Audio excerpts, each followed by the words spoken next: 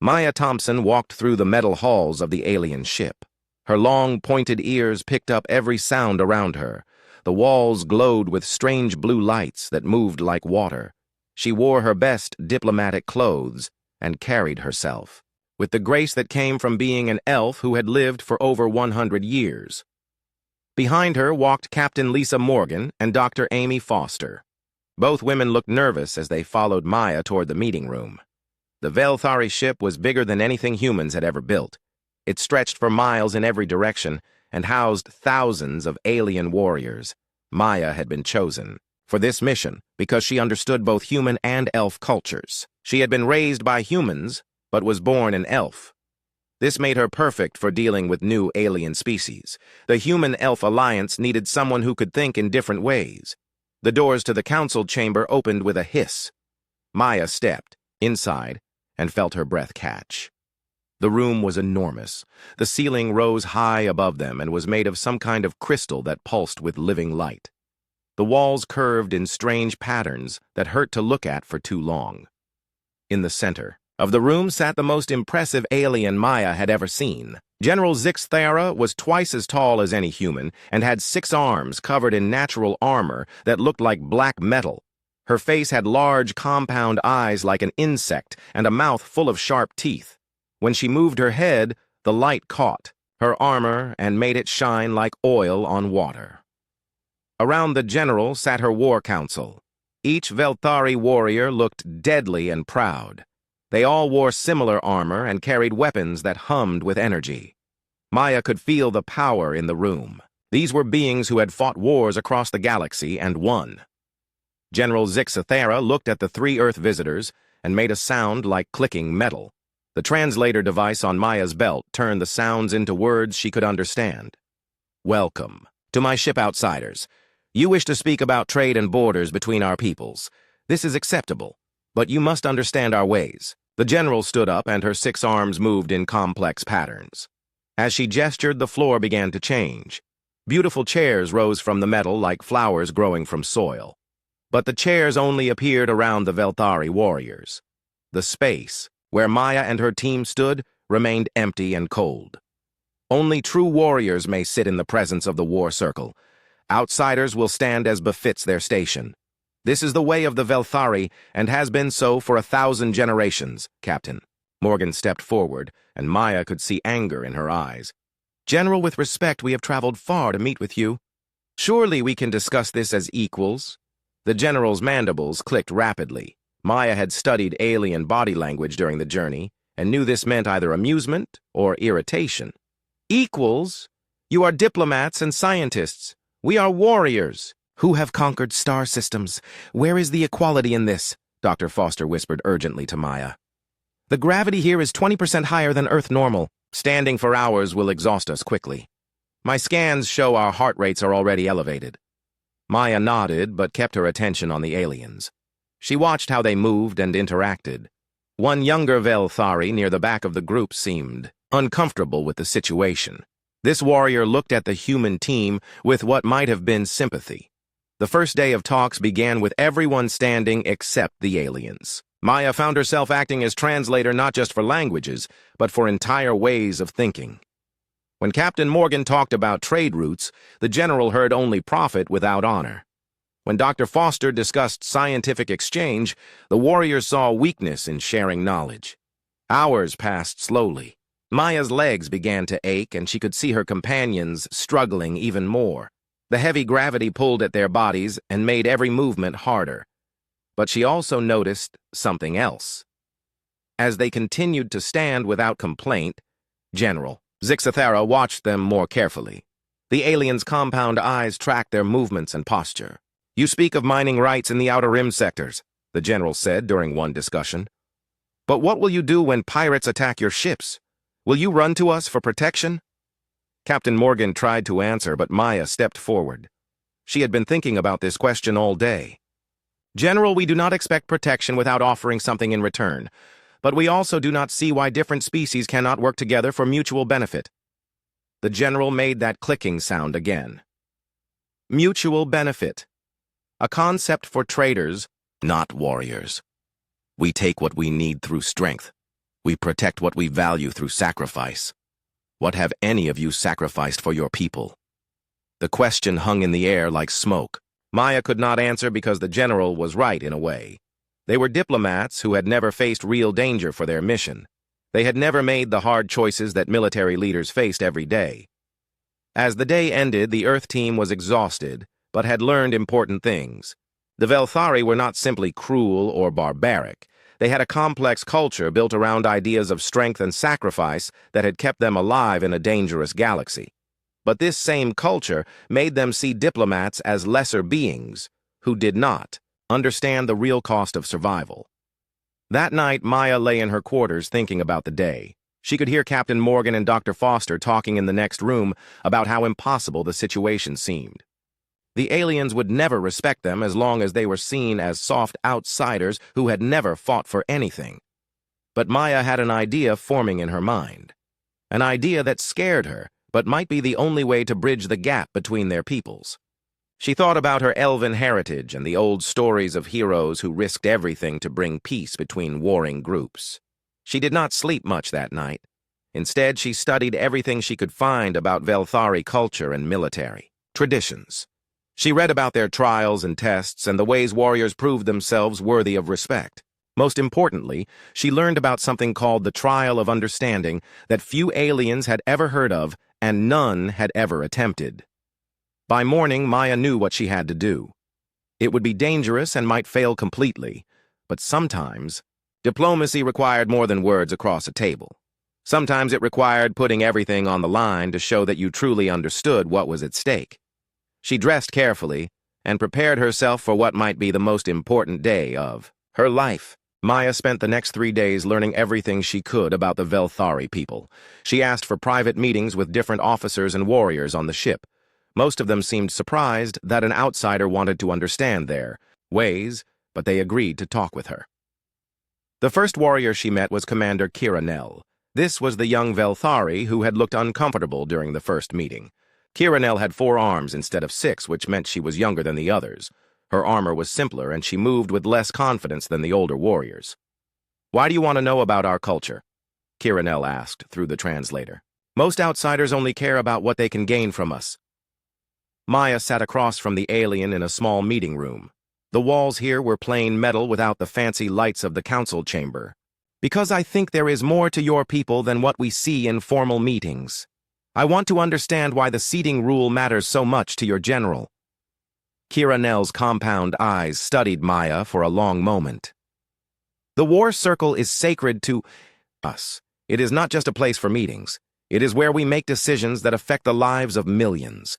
To sit there means you accept the weight of those choices. But why can only warriors sit there? Surely wise leaders come from many backgrounds." The young warrior made a sound like wind through metal. Maya learned this was how Velthari laughed. "You think like an outsider. You see our rules as barriers. We see them as protection." Kiranel explained that Velthari culture had grown from a world where only the strongest survived. Their home planet had been attacked by space pirates for hundreds of years. Only those who could fight and make hard choices under pressure kept their people alive. "The Talon path is our way of life," Kiranel said. "It teaches that leadership must be earned through sacrifice. A warrior who has never lost soldiers in battle cannot understand the weight of command. A leader who has never risked death cannot ask others to die." Maya asked about General Zixathara and learned she had commanded fleets for over 50 years. She had fought in 12 major wars and lost thousands of soldiers under her command. Every decision she made carried the memory of those who had died. Following her orders. "The general does not hate outsiders," Kiranel explained. "But she cannot respect those who have never carried the burden of life and death choices. To her, your people are children playing at adult games." The next day, Maya met with other warriors and learned more about their history. The Velthari had started as a weak species that was almost destroyed by stronger enemies. They survived by becoming incredibly disciplined and loyal to their military leaders. Every warrior took oaths that bound them to protect their people, even at the cost of their own lives. Dr. Foster grew more concerned each day about the physical strain on the Earth team. The heavy gravity and long hours of standing were wearing them down. Captain Morgan was losing patience with what she saw as pointless alien traditions. "This is ridiculous, Maya," Captain Morgan said during a private meeting. "We are trying to establish trade relationships, not join their military. Why should we have to prove ourselves as warriors?" Maya understood her frustration, but she was beginning to see the deeper problem. They do not think we are worthy of trust because we have never proven we can make hard choices. In their minds, we are naive outsiders who will abandon them when things get difficult. So what do you suggest? We cannot become warriors overnight. Maya had been thinking about this problem constantly. She had read about Velthari trials and traditions late into each night. There was one possibility, but it was dangerous and had never been tried by any non-Velthari. There is something called the Trial of Understanding. It is a way for outsiders to prove they can comprehend warrior responsibility. But it involves real risk, and the general would have to agree to it. Captain Morgan looked worried. What kind of risk?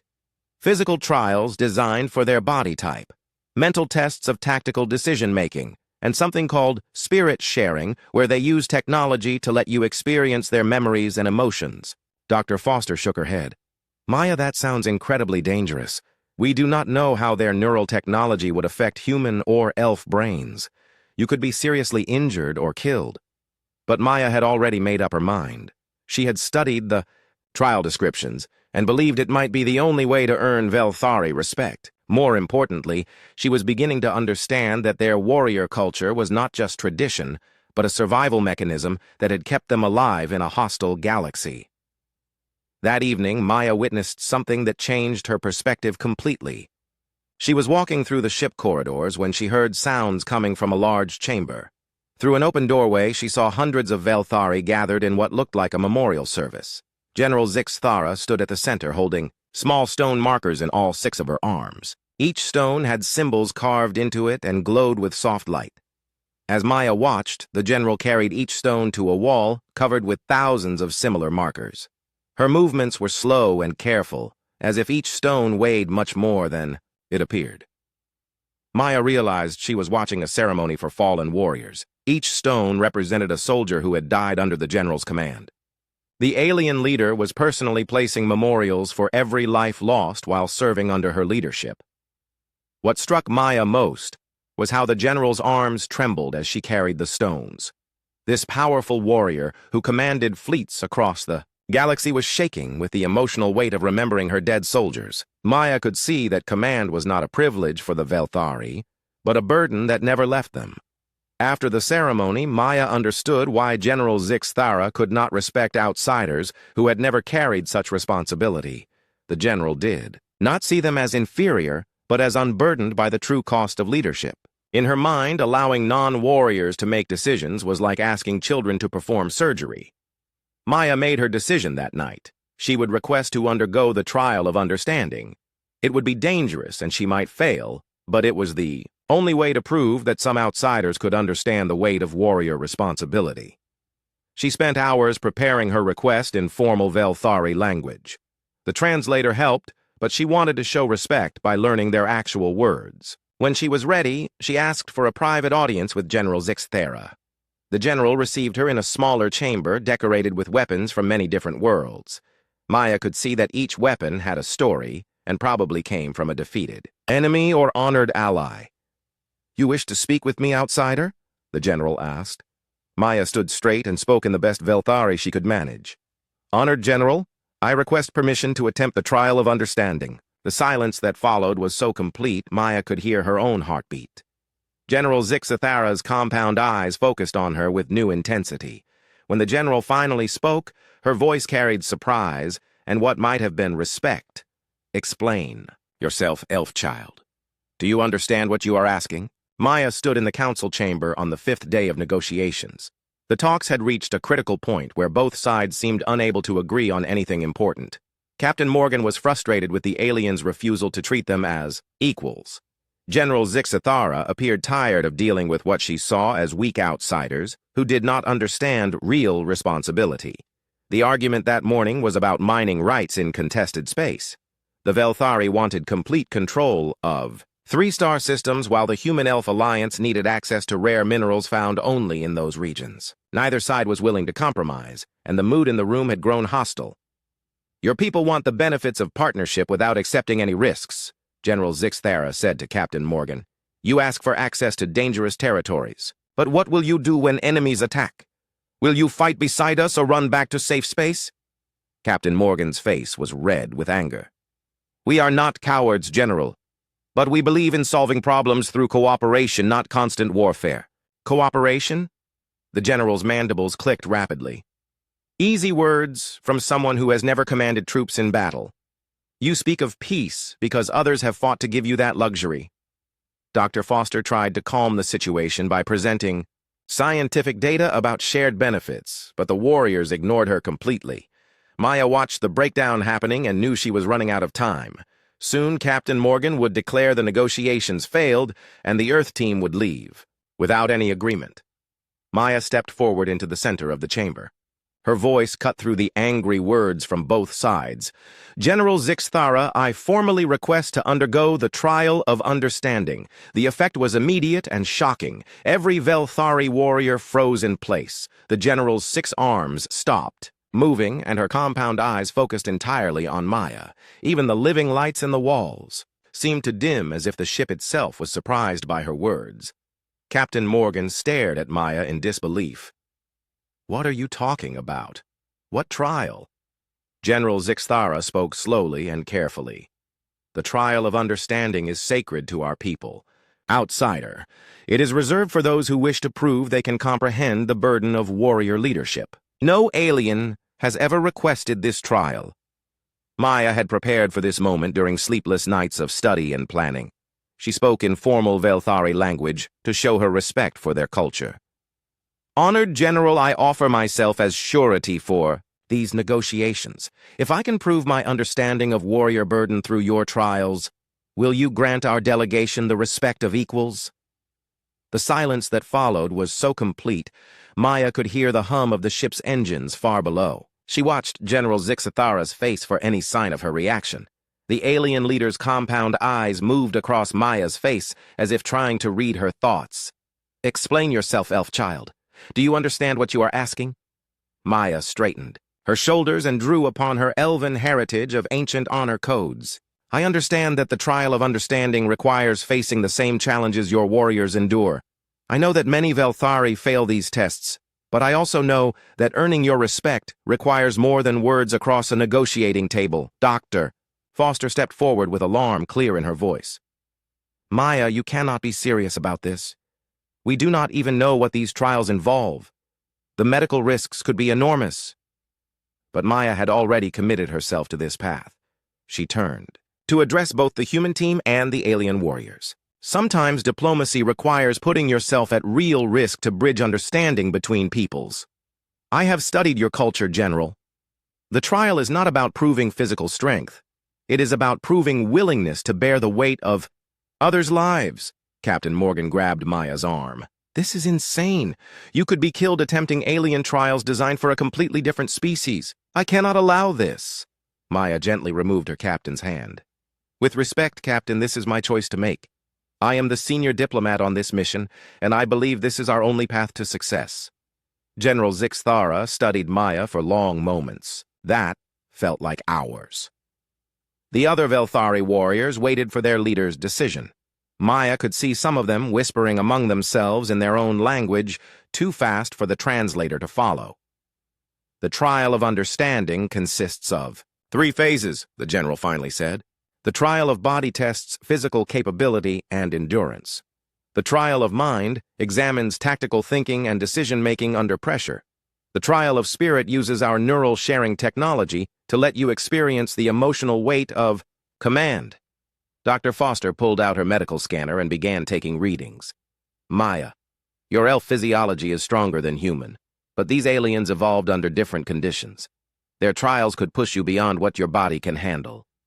Maya appreciated her friend's concern, but her mind was made up. "I have lived for over 100 years and trained in both human and elf combat techniques. My people have faced trials of our own throughout history." General Zixthara continued explaining the risks.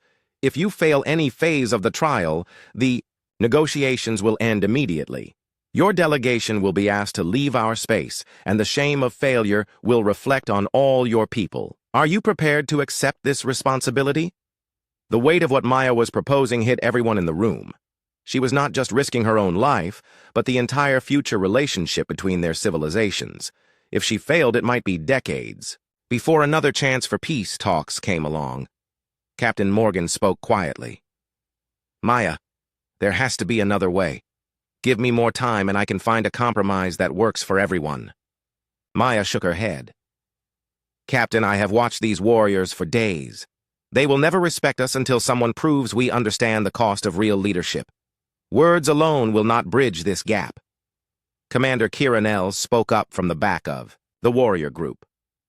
General, the outsider shows courage by making this request. Perhaps we should consider her offer seriously. Several older warriors made sounds of disagreement, but Maya noticed that some of the younger ones seemed interested in her proposal. Maybe they, too, were tired of the endless standoff between their peoples. General Zixthera raised her arms for silence. Very well, elf warrior. I will grant your request for the trial of understanding. But know this, if you fail, the consequences will be severe for all your people. Maya bowed formally in the Velthari manner she had learned. I understand. And accept these terms, General. When do we begin? Tomorrow at first light by our ship's schedule. You will have tonight to prepare yourself physically and mentally. I suggest you use the time wisely. As the formal meeting ended, Maya felt both fear and excitement. She had committed herself to a path that might end in failure or injury, but she believed it was their only hope for success. Dr. Foster immediately began planning medical preparations while Captain Morgan tried one last time to talk her out of the attempt. Maya, please reconsider this. The Alliance will not blame you if these talks fail. We can try again with a different approach. But Maya had seen something in General Zixthara's eyes when she made her offer. For the first time, the alien leader had looked at her with something approaching respect. The general had not expected an outsider to volunteer for such a dangerous trial. That night, Maya prepared herself as best she could. She meditated using elf techniques to calm her mind and strengthen her spirit. She exercised to prepare her body for unknown physical challenges. Most importantly, she studied everything she could find about Velthari military philosophy and the mindset of warrior leadership. As she lay down to rest, Maya thought about all the people depending on her success. Not just the humans and elves who wanted peaceful trade, but also the Velthari, who might benefit from new partnerships if she could prove outsiders were worthy of trust. Tomorrow would bring trials designed by aliens for alien minds and bodies. She might fail completely and doom future negotiations. But Maya believed that sometimes the greatest diplomatic victories required the courage to risk everything on a single act of faith. Maya woke before dawn on the day of her trial. She had slept poorly but felt alert and ready. Dr. Foster had given her medical treatments to help her body handle the stress, and Captain Morgan had wished her luck despite still thinking the whole idea was too dangerous. The trial chamber was unlike anything Maya had seen before. The walls were covered with weapons from across the galaxy, and the floor was made of a strange metal that could change shape instantly. Both human and Velthari delegations gathered to watch as General Zixthara explained the rules. The trial of body will test your ability to adapt and endure under physical stress. The course you will face was designed for Velthari physiology, but you may use any techniques or skills you possess. Maya nodded and stepped onto the starting platform.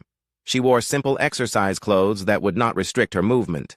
Around her, the watching aliens clicked their mandibles in what she had learned was either anticipation or doubt. The floor beneath her suddenly changed into a complex obstacle course that stretched across the entire chamber. Barriers rose from the metal, while others dropped from the ceiling. Some obstacles moved constantly, while others appeared and disappeared without warning. Maya could see that the course was designed for beings with 6 arms, who could grab multiple handholds at once.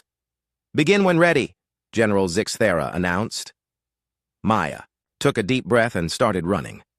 The first obstacles were simple walls that she could climb using her elf agility and training. But soon the course became much more difficult. She reached a section where she needed to grab 4 different rope handholds at the same time while swinging across a deep pit. The Velthari could easily manage this with their 6 arms, but Maya only had 2. She studied the problem for a moment, then used her legs to grab 2 of the ropes while her hands held the others. It was awkward and painful, but she managed to swing across without falling. The watching warriors made surprised sounds when they saw her creative solution. Maya realized they had not expected her to adapt so quickly to challenges designed for their species. The course continued with obstacles that required strength, speed, and problem-solving skills. Maya used her elven abilities to balance on narrow beams and leap across wide gaps. When she encountered barriers too high to climb, she found ways to use other obstacles as stepping stones. Halfway through the course, Maya made a mistake. She misjudged a jumping distance and crashed into a wall shoulder first. Pain shot through her arm, and she could tell something was injured. But she remembered what she had learned about Velthari culture and continued without stopping to check the damage.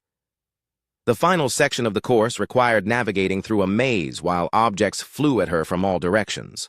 Maya dodged what she could and endured the hits she could not avoid. By the time she reached the finished platform, she was bleeding from several cuts, and her injured shoulder was throbbing with pain. General Zixthera examined her with what might have been approval. "You have completed the trial of body. Your methods were unusual but effective. Now we begin the trial of mind." The chamber transformed again, becoming a tactical simulation room. Maya found herself standing before multiple screens, showing star maps, battle formations, and resource reports. The information was overwhelming, and all displayed in Velthari symbols she barely understood. "You are now the commander of a fleet, defending a civilian colony," the general explained.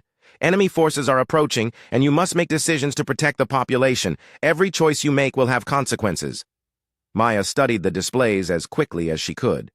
Her diplomatic training had included some military strategy, but nothing as complex as this. She could see enemy ships moving toward the colony, while her own forces were scattered across several systems.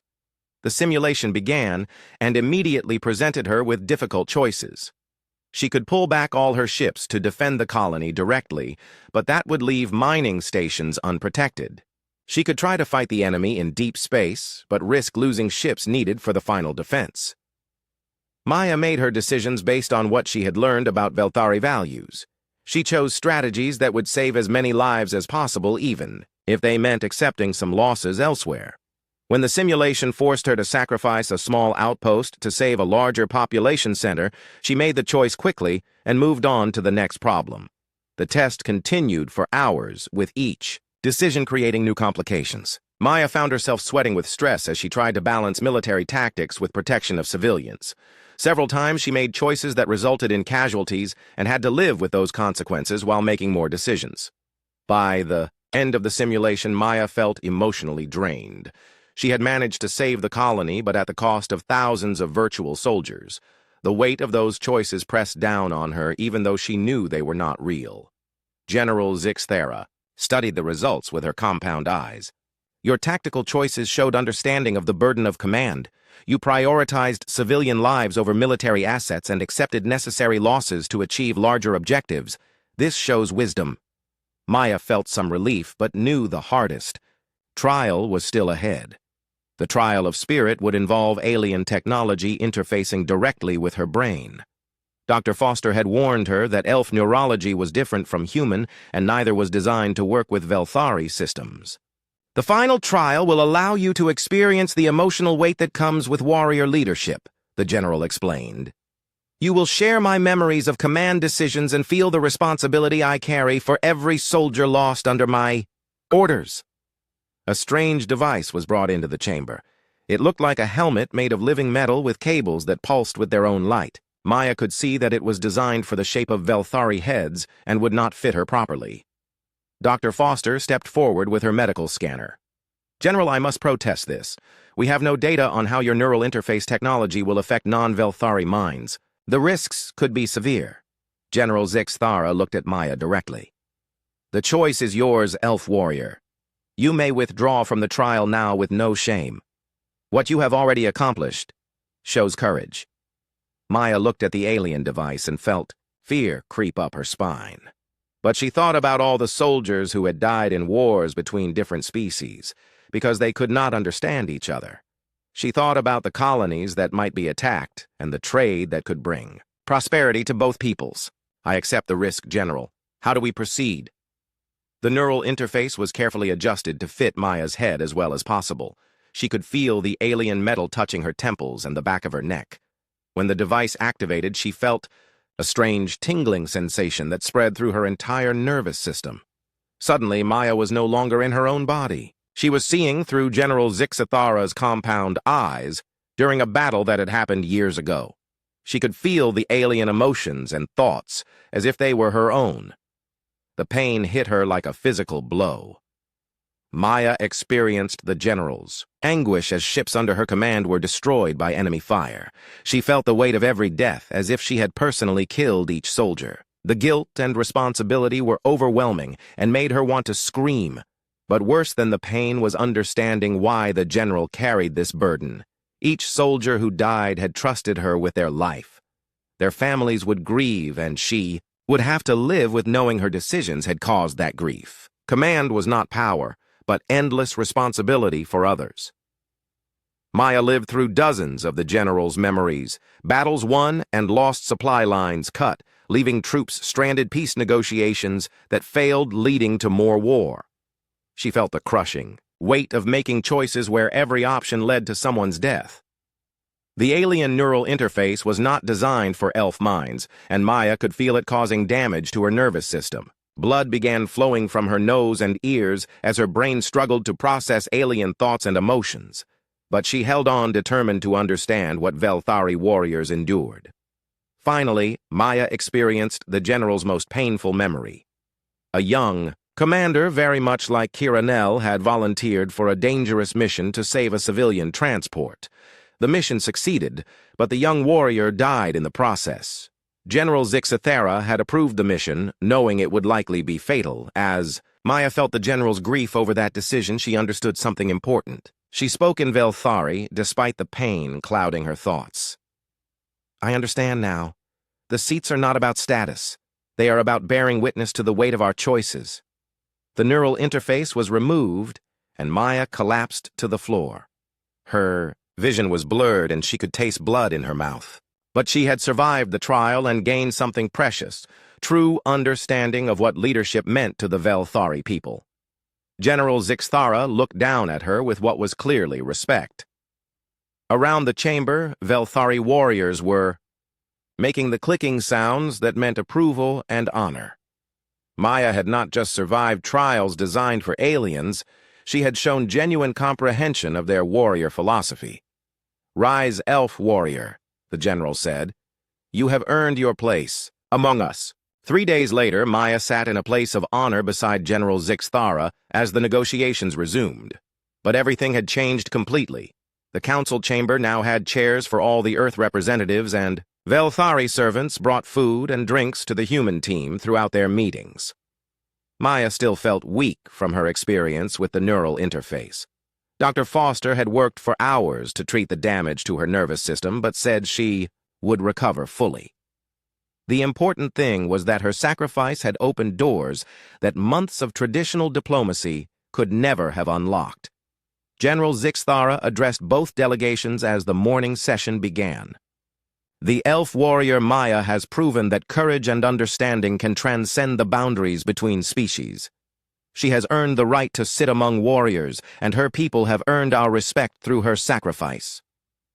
Captain Morgan looked amazed at the transformation in how the aliens treated them. Where before the Velthari had been cold and dismissive, now they listened carefully to every suggestion. Maya's willingness to undergo their trials had changed their entire perception of Earth peoples. But the impact of Maya's actions went much deeper than ceremonial changes.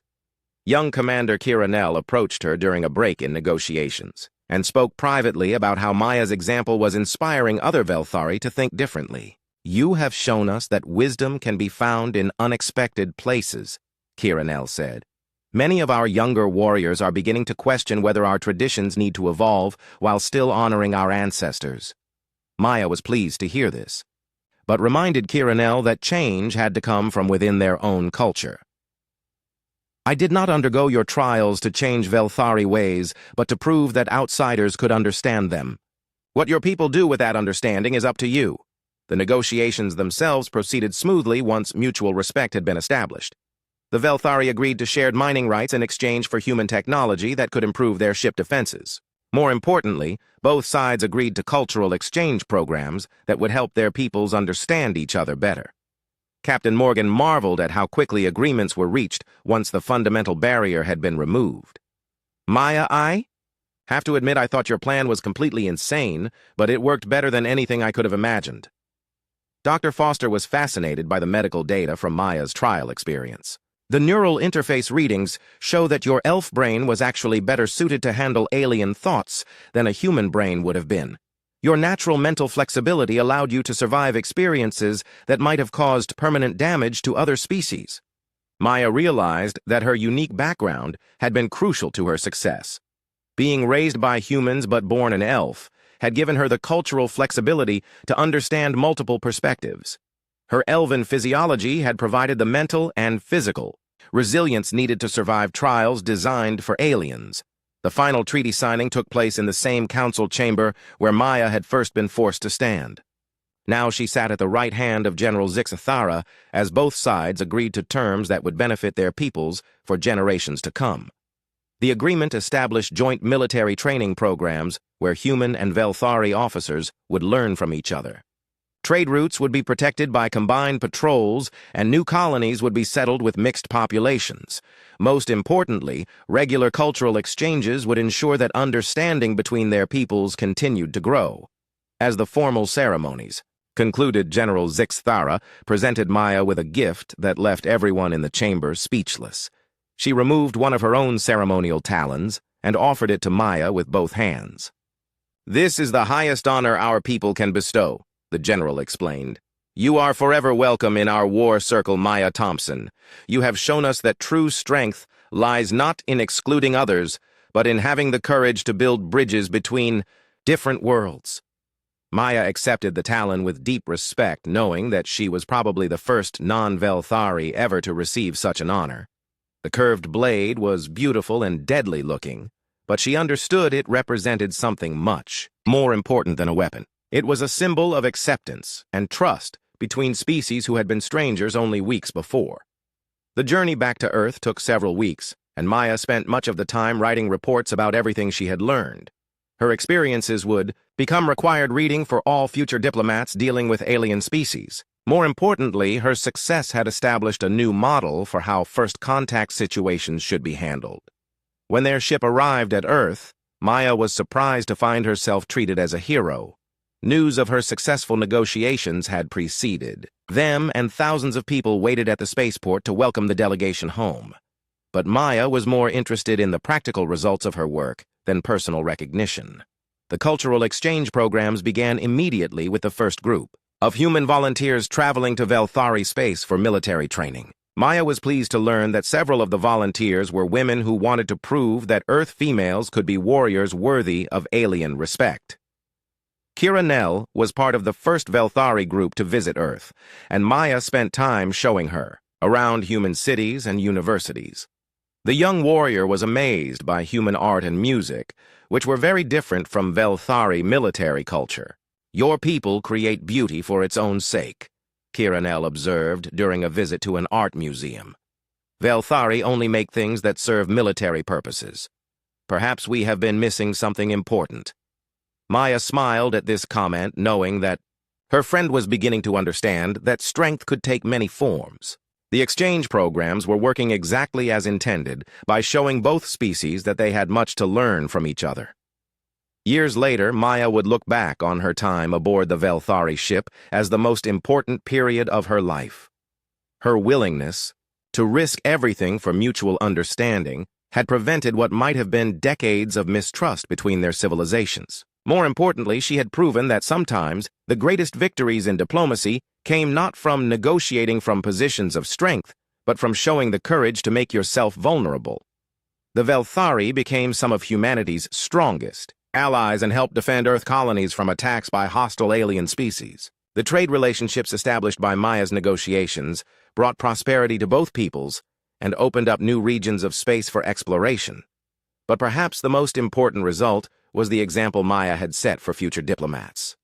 Her actions became a model for how different species could overcome their differences through understanding and mutual respect. The lesson she taught was simple but powerful. Sometimes building bridges between worlds required someone willing to cross them first. Maya continued her diplomatic career for many more years, always carrying the ceremonial talon given to her by General Zix Thara. It served as a reminder that true strength came not from weapons or armies, but from the courage to reach across the darkness between species and offer trust to former strangers. The alliance between humans, elves, and Velthari grew stronger with each passing year. New species were invited to join as the benefits of cooperation became clear to civilizations across the galaxy. Maya's moment of courage aboard an alien warship had planted seeds that would eventually grow into a federation of worlds working together for mutual benefit and protection. She often thought about that first difficult day when she had been forced to stand while alien warriors sat in judgment. The memory reminded her that the greatest barriers between peoples were not physical or technological but mental and cultural. Breaking down those barriers required more than words or weapons. It required individuals willing to put themselves at risk to prove that understanding between different kinds of beings was possible. Maya's story became legend among diplomats throughout known space. But to her, the most important part was not the personal recognition, but the knowledge that her sacrifice had helped create a more peaceful and cooperative galaxy for future generations of all species.